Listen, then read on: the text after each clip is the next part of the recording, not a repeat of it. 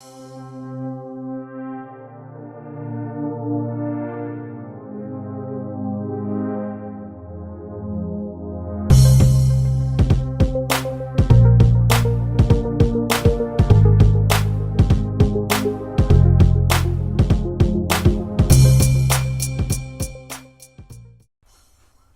and welcome back to the channel.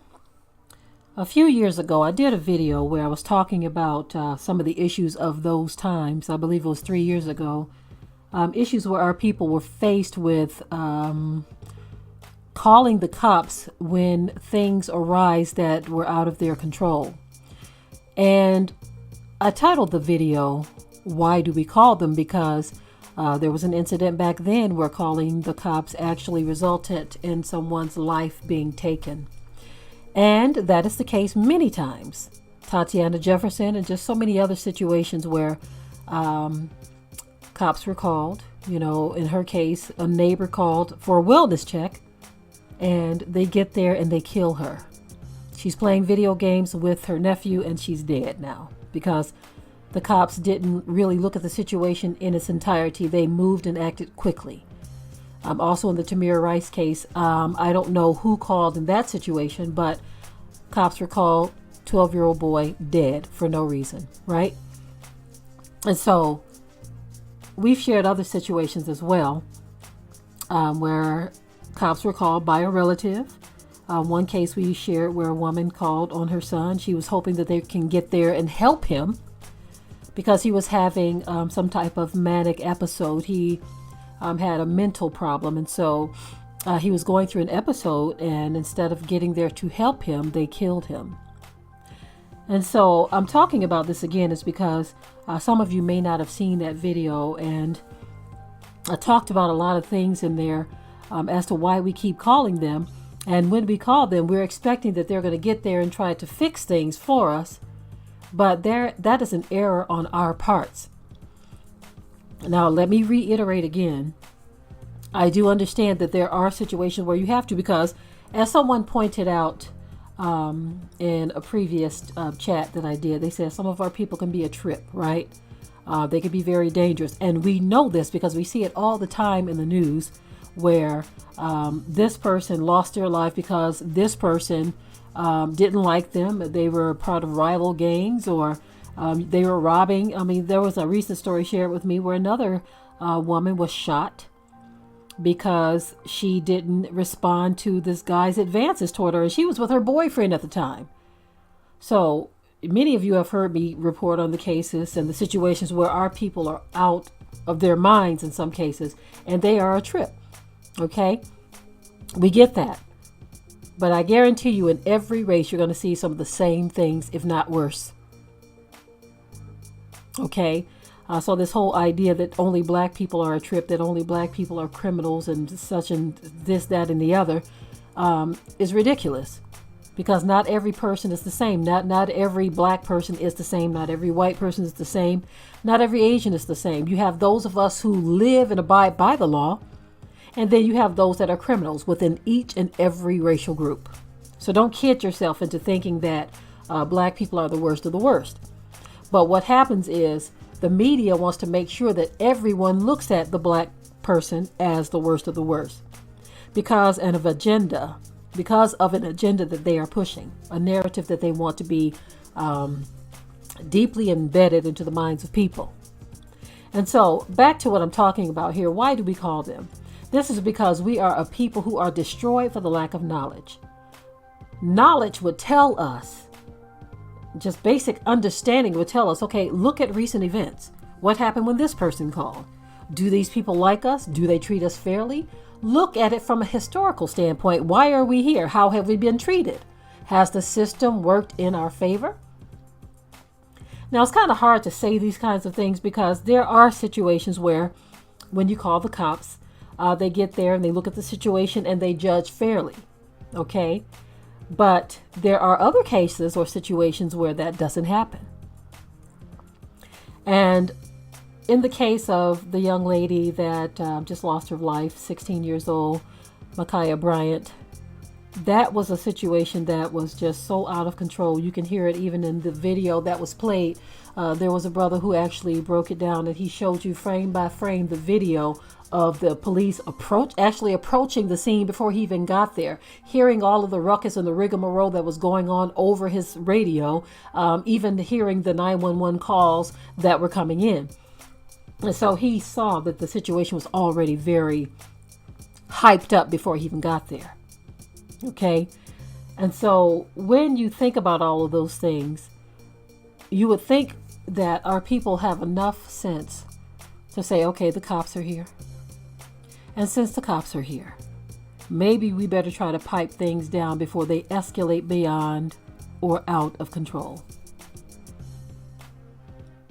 But because we are not a self-governing people, and we don't even seem to even have the ability to self-govern, we are put into situations like this where you have to watch a young woman lose her life because someone got there and said, okay, I'm going to neutralize it by taking somebody's life. She got the knife. I don't know what's going on, but since she has the knife, boom. And so you have all of this speculation going on out here.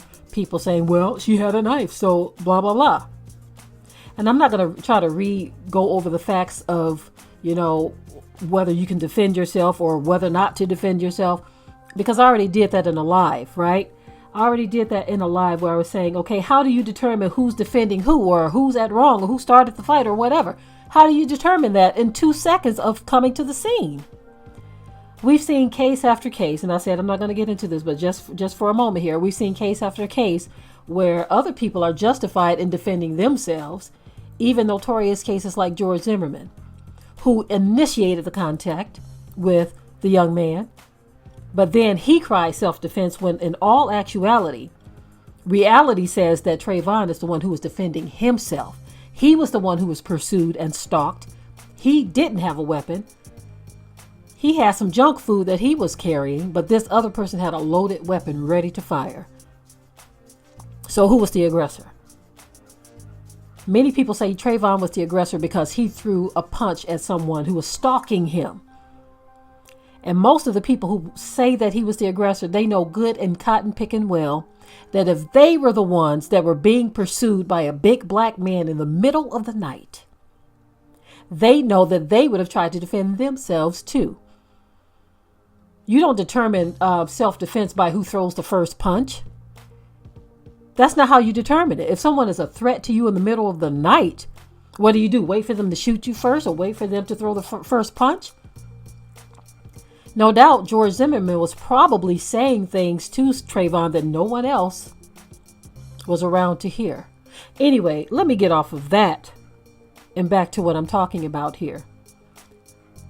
Without even knowing whether or not the young lady was defending herself or whether the other people were the aggressors or who was the aggressor in this situation, she lost her life. Someone called the cops. There's all kinds of speculation as to who called the cops. At this point, it really doesn't matter because the young lady is dead. But the fact of the matter is, we call them because we don't feel that we can self-govern, that we don't know how to resolve our own issues. And so we call people who have been historically enemies to us, and who do not always think and judge fairly.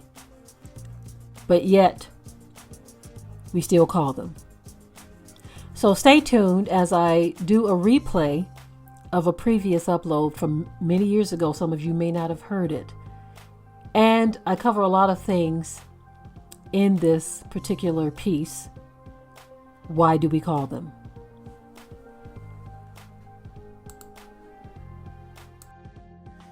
Hello, this is Deborah with Black Education TV.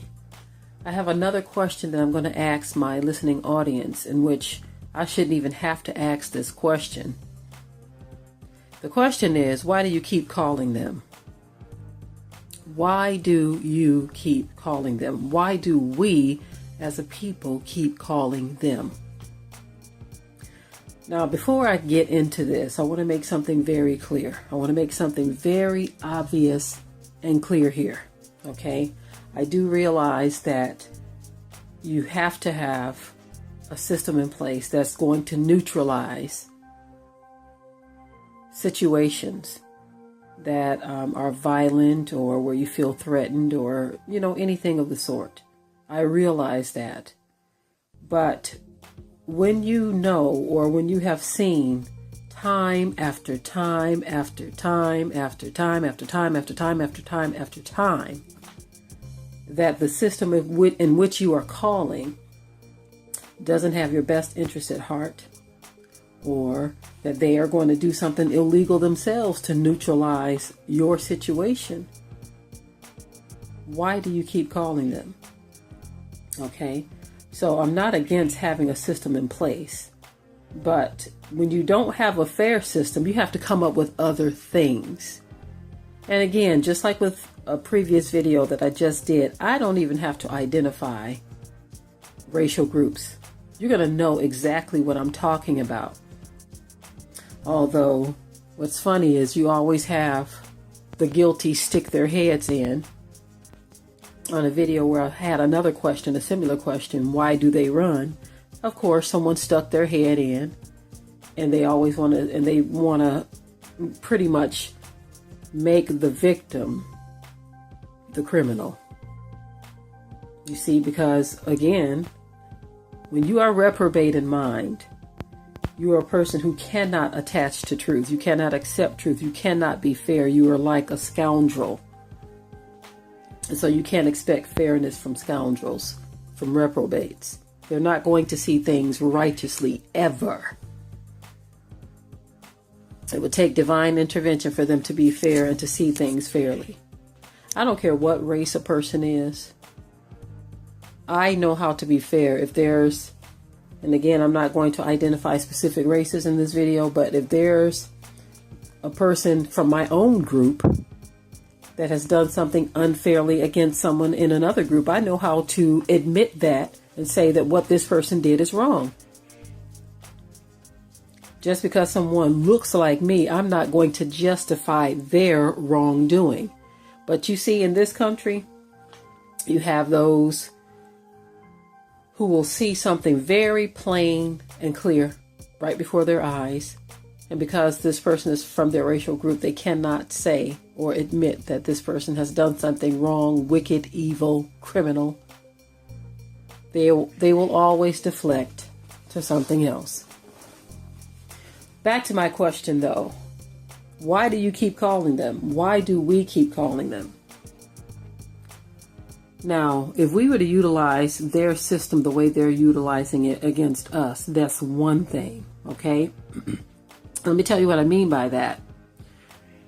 If you decide that there's a Becky or a Biff that is threatening you, calling you racial slurs, or doing anything that you feel could result in the end of your life, like the young man, I think it's Devontae Ortiz, who was shooting off fireworks. And I'll probably talk about that story later. But he was approached and met his demise at the hands of someone who lied and said that they felt threatened by this young man. So they always use the lies because they believe that the system is going to favor them because of who they are and what they look like, you see. But what if we were to start calling police on them, just like they're doing? Little kid cutting grass, call the police. Little girl selling water, call the police. Swimming pool, call the police. Coffee shop, call the police. Whatever the thing, barbecue, call the police. They are calling the police for any and everything. Any and everything. Now, I doubt very seriously if we were to call for any and everything, if the narrative would play out the same. Somehow they would figure out a way to make it a crime. Oh, what is this Negro calling for? Too many of them are calling.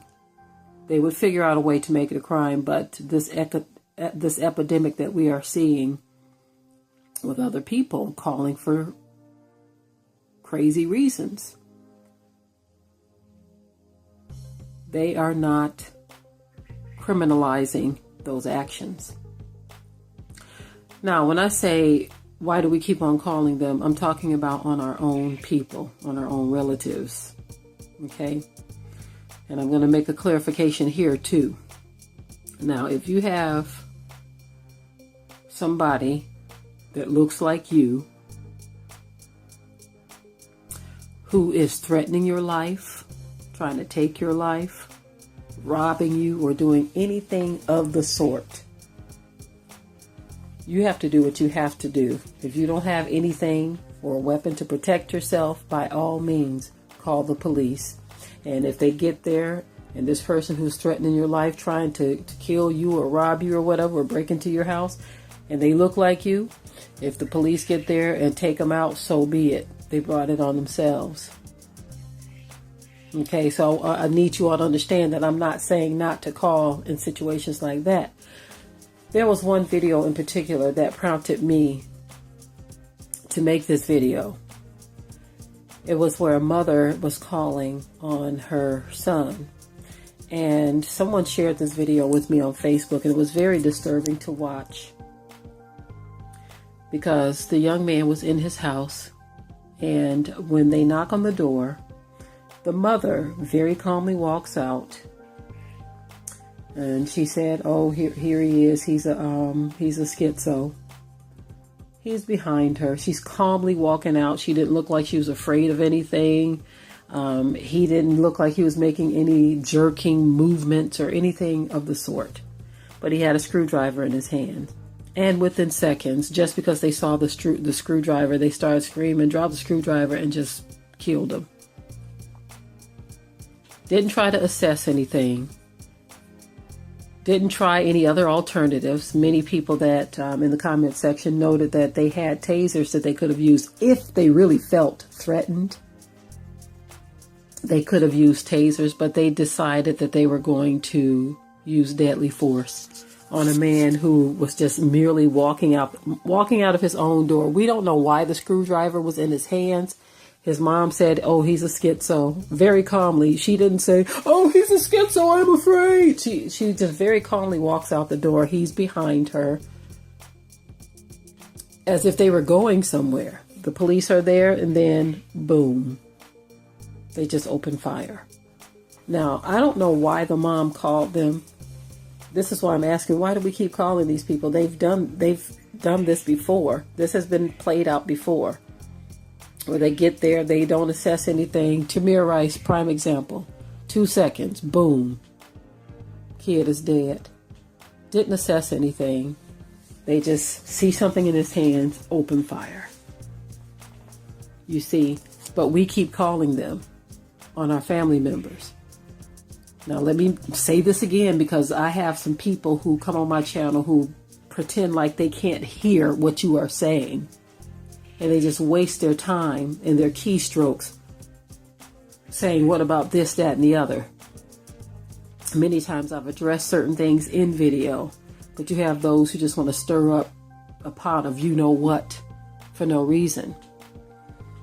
They are there to make trouble.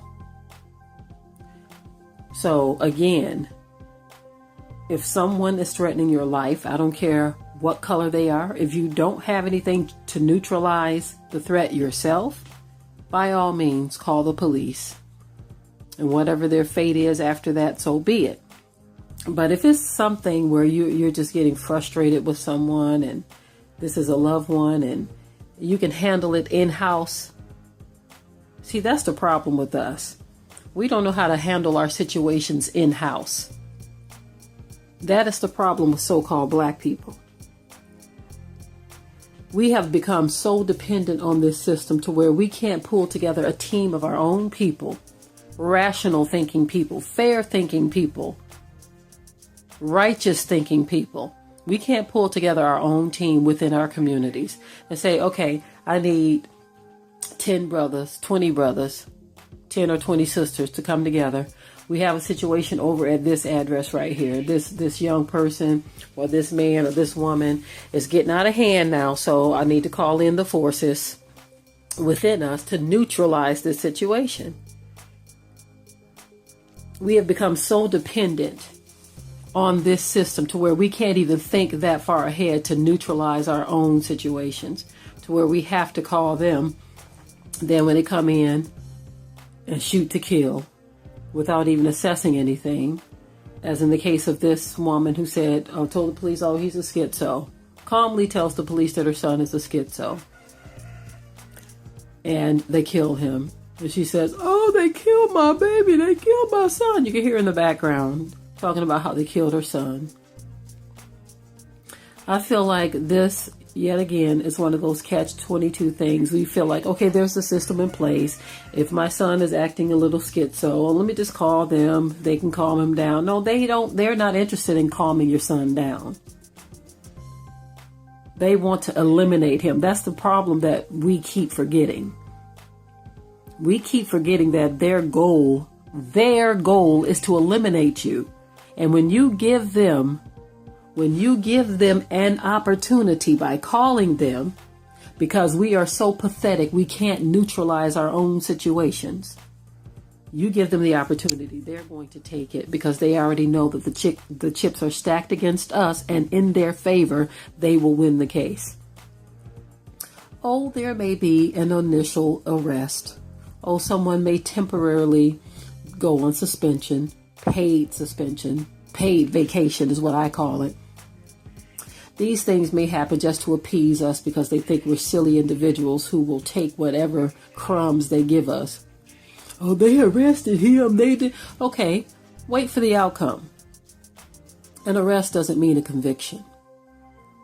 Oh, this person may spend some time overnight in jail just to appease us. But when you go through the grueling trial process, how many of them actually do time? Now, what's funny is you will have those racist people that will compile a list of one or two that did, and they'll forget that there are thousands of others that did not, and they will use that as proof. The two that did or may have gotten convicted for their crime. Oh, here's proof that the system is fair. In which some of those cases are like slam dunk. You cannot deny that a wrongdoing has taken place. You see, as in many of these other cases too, but I guess it depends on the area as to whether or not they're going to say, look, I'm going to do what I'm going to do because I will not have one of my own going to jail or prison for taking out one of them. So even if the evidence is just stacked beyond measure, there are some cases where they just don't care. They're like, who's going to do something about it? Nobody's going to do anything about it. Nobody's going to challenge us. You see, fairness is not something that a lot of people have. I don't care what color you are, because even among my own people, there seems to be those that lack fairness. And I'm not saying across the board. I'm just saying there are people in every racial group that lack fairness. But we're dealing with a reprobate system run by reprobate people who will slay you and find themselves not guilty. This is what we are seeing very clearly. And yet and still, they've shown this, but we keep calling. It makes us appear very foolish when we call these people who have showed us time and time again that they have no intentions of being fair. And no, I am not talking about every last one of them. I am not. And that should be very obvious. I'm talking about the things that we keep seeing played before our eyes over and over and over again, time and time again. This is why I'm questioning the calling in the first place. If it's not one of those situations to where you feel threatened, where you can't neutralize it yourself, why bother to call? But it also shows this, that we as a people need to get it together. We need to get it together because there are enough of our own people within our own communities to where you should see it as something that needs to be done, to where we should be able to call on one another to say, okay, situation at this address, let's neutralize it. That's what we should do. But our people are so divided. No one's interested in doing that. Everyone wants to depend on the system. No one wants to take the time or the effort. But then you want to go out and rally and march and do all these things, begging the same people who took you out to have mercy on you and bring you justice. Saying we shall overcome, no justice, no peace. Just all out in the streets screaming, my life matters. I mean, all of the stuff that we continue to do over and over against the same people, or to the same people who are the reason why you are burying a loved one in the first place. So let me get this straight. We've seen it played out for centuries in this country by a certain group. We have seen it played out, and we've seen the outcome of many of these situations. But yet when a loved one is taken out by one of them, you call them to give you justice. You beg them, you ask them, give you justice. And you tell them, look, my life matters. Our lives matter. We're protesting peacefully because we need you to know that our lives matter, even though they keep telling you, no, it don't. Their actions are telling you, no, your life does not matter. But you yet and still call on them to bring you justice and peace. To be fair to you, to do right by you. As in the case where police come into a man's house. He's in his garage listening to music. Some Becky or Biff thought the music was too loud, and they were actually in transit picking up someone from school, and they were going to head out, but they felt the need to call and say that the music was too loud.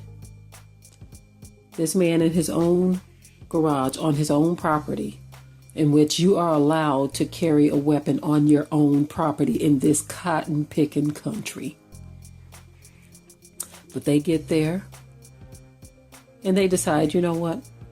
Because the guy decides, okay, I'm going to let my garage door down. So they shoot him through the garage door. He posed no threat to them, although in the minds of some that are reprobate, they fabricated in their own mind scenarios to where these poor police officers just felt so threatened by this guy behind a closed garage door. They felt that the person on the other side of the door had bionic eyes, because he looks like this. He has bionic eyes, and that he's going to be like a marksman with precision shot from a closed door where he can't even see them, that his bionic eyes was somehow a threat, and that they were going to zero right in and cause some type of harm to these officers. You'd be surprised what these people come up with to justify murder. You'd be surprised what they come up with in their own minds.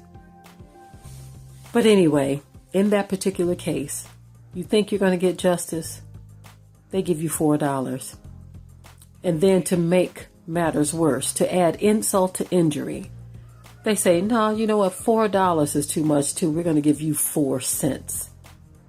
We're going to show you and your children and your wife how little we value you. So why do we keep calling the same people who will do these kind of things and don't care if the world is watching? Again, their question is, who's going to bring us down? Who's going to step to us and challenge us? That's what their question is. But one thing they don't realize is that though there may be no other humans or racial groups on this planet who could challenge or step to them, they forget about the one they call God. They've totally forgotten about him. The scripture even says that they are saying within themselves, oh, I think he's forgotten. He doesn't remember what we have done. But no, what he's done is he's allowed the scorecard to build up. So when the hammer of heaven comes plunging down, there will be no doubt in their mind that judgment has struck their people. But I want my people to understand that judgment begins with the house of Yah first. He judges our people first. This is why he is allowing them to do the things that they are doing. Because of our refusal to return back to him, to obey his word, to return to Torah, the way that we were supposed to live. Now, a lot of our people are returning to Torah thinking that the way they dress, putting on their fringes and all this other stuff, that is a return to Torah. But they're forgetting the part where you hate your brother or your sister, you're a murderer, you're a thief and a liar. A lot of our people dress the part. And so the things that anger the Most High is not the fact that this one over here doesn't wear fringes, or that this brother over here may not have on the garments that you are wearing. You think those are the things that angers the Most High Yah? No, he is angered by the wickedness of your hearts against your own people. See, now I'm talking about my people. I just got done talking about these other people who are going to get judgment for what they have done, for the wickedness that they've allowed themselves to participate in. But for our people, the judgment of Yah is on you as well. This is why we are in a land of people that hate us, because of how we have been towards one another. Historically, especially Judah, the tribe of Judah has been off the chain wicked. And the same things that Judah has done historically are coming back on Judah. And so it's for us that know the truth to cry aloud and spare not. Judah, the things that you see happening and taking place against you right now are the punishment of Yah upon you for the wickedness of your heart. You can dress that body up all you want. You can say all the Shabbat Shaloms. You can go to every event and have all the feast that the Most High told you not to have in the land of your captivity, or not to have it in the place that you choose, but the place that he chooses. You can do all that stuff all you want.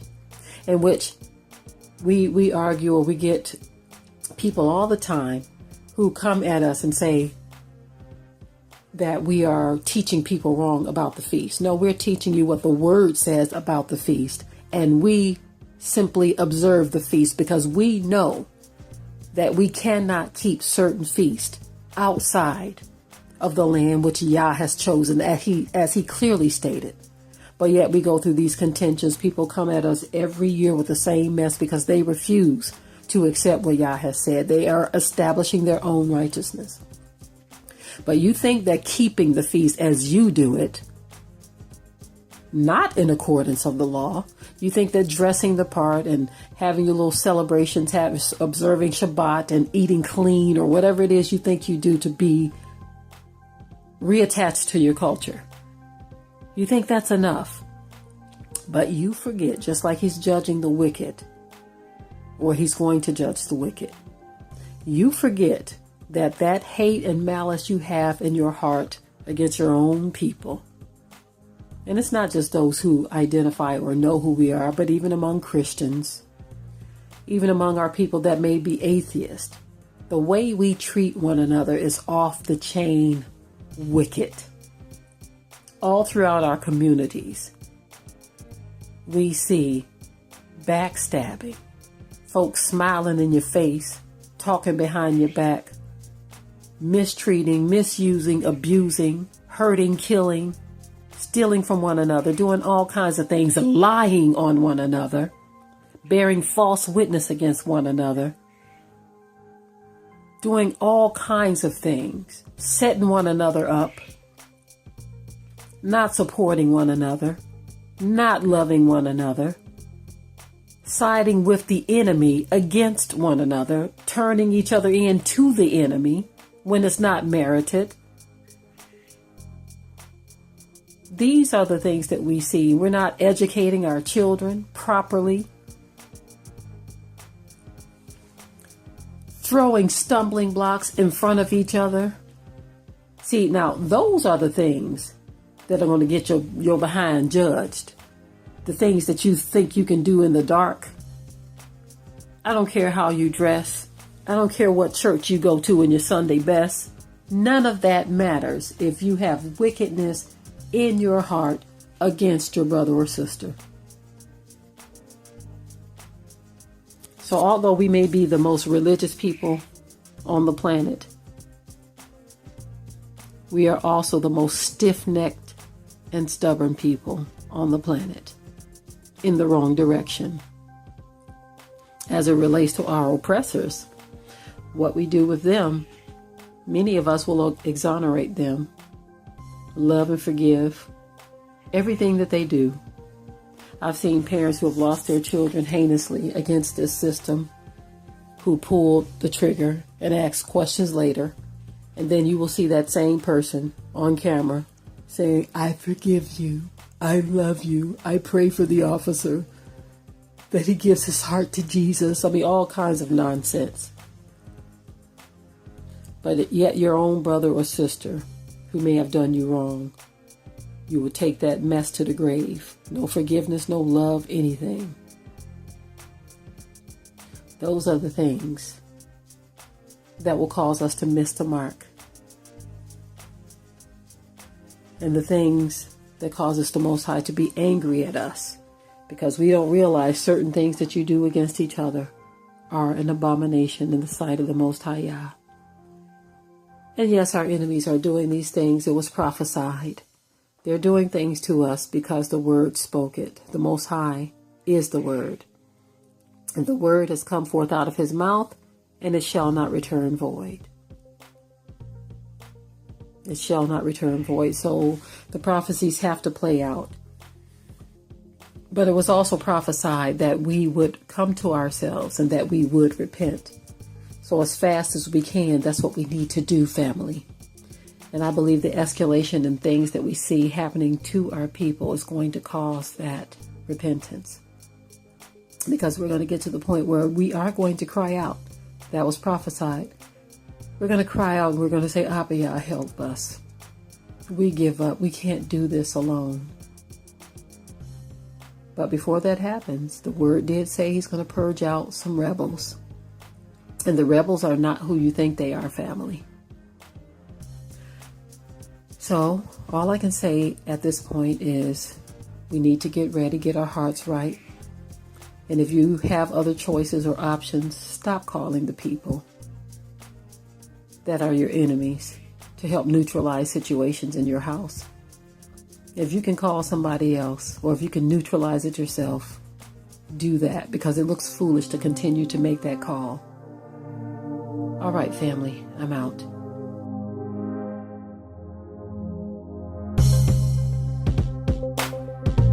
Be sure to ring the bell to be notified of new uploads on this channel, and also comment, share, like, and subscribe.